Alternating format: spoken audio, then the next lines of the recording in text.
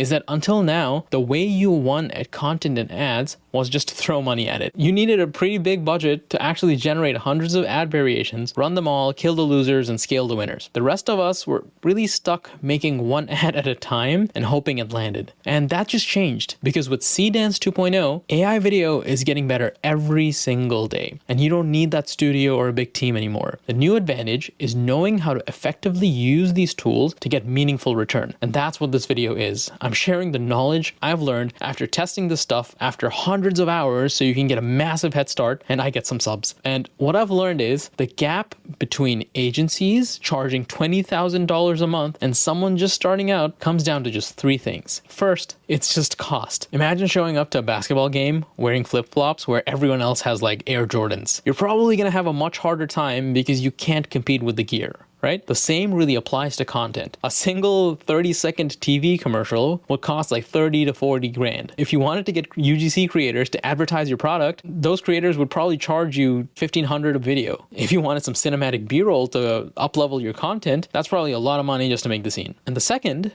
is skill. Even if you have the budget, you still actually need to know how to use it. Like you would need to learn stuff like Premiere Pro, After Effects for the graphics, Photoshop, and there's a million different software programs and things you really need to be good at just to ship one ad or piece of content. And most people never really get past the learning the tool phase because they might have great ideas, but no way to really execute them. And the third is speed. Even if you have the budget and the skill, if it takes you like 3 weeks to ship one ad, you're losing to a brand that's pumping out 30 a week. Agencies don't win on creative. They win on volume. They have teams testing new creatives while you're still on maybe draft one. But with Claude and Hexfield, all three of those just collapsed. And what I personally like is that the costs are predictable. It's a flat monthly subscription with generous usage, which means you can experiment, iterate, and you can try wacky ideas and your build doesn't really change. Because Hexfield is banking on you not using all their tokens, I'll actually show you a hack later in the video that'll put that to rest. But why I'm making this video is that there's a short window of time right now where people who set this up first